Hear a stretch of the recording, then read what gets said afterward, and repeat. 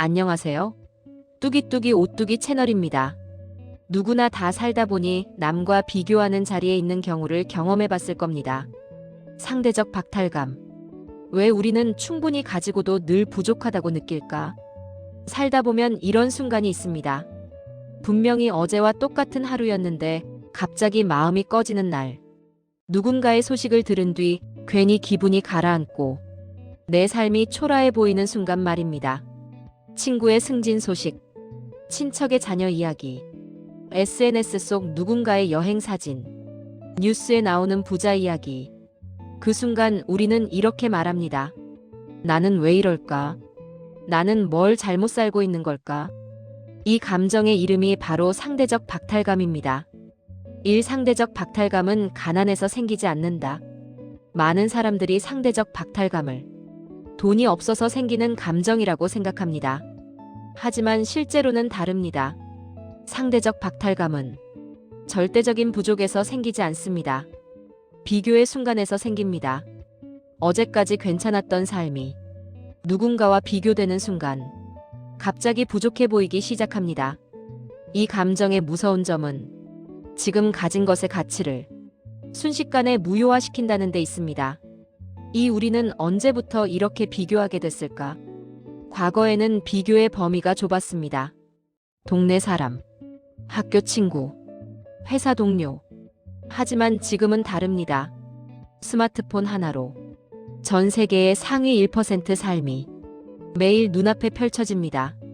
문제는 그 살들이 평균이 아니라는 사실입니다. 우리는 타인의 하이라이트, 편집된 인생, 가장 잘 나간 순간, 과 나의 평범한 일상을 비교합니다. 이 비교는 애초에 공정하지 않습니다. 그럼에도 불구하고 뇌는 이걸 구분하지 못합니다. 상대적 박탈감은 조용히 삶을 망친다.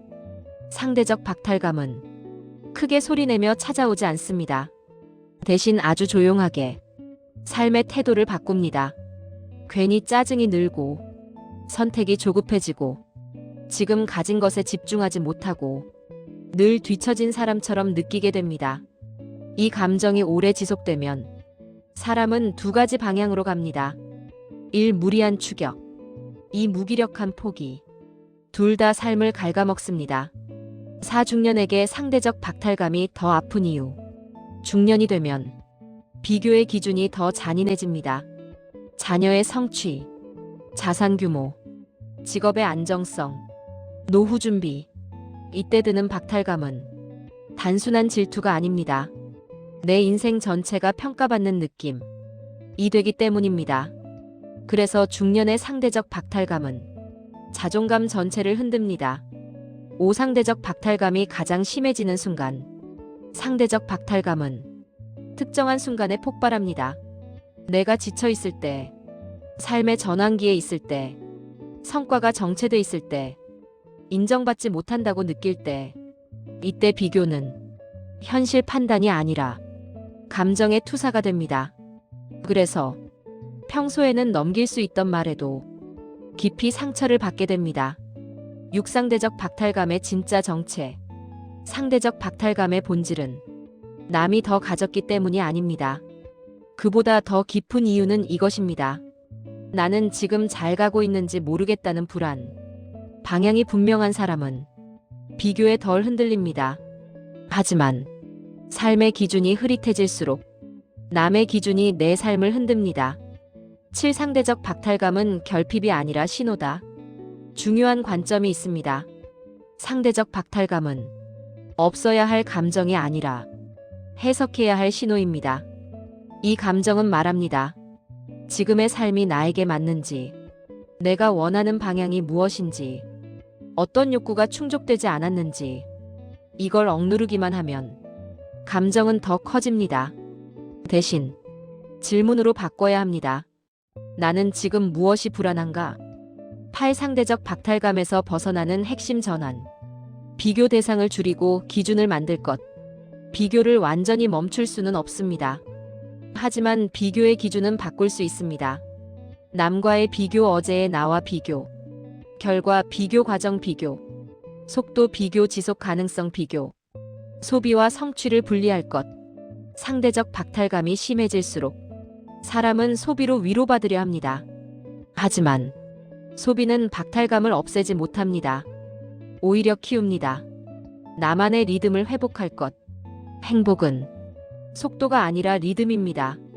남보다 빠를 필요도 없고 뒤처질 이유도 없습니다. 지치지 않는 속도가 결국 가장 멀리 갑니다.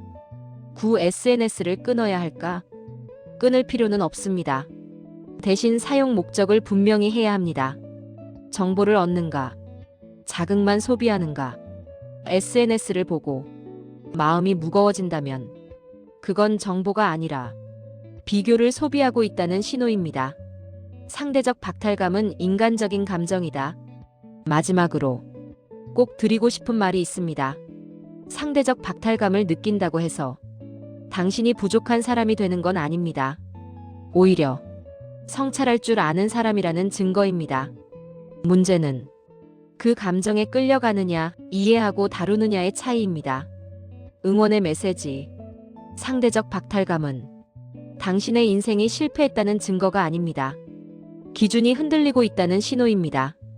기준을 다시 세우면 비교는 힘을 잃습니다. 그리고 그 기준은 남이 아니라 당신 삶 안에서 만들어져야 합니다.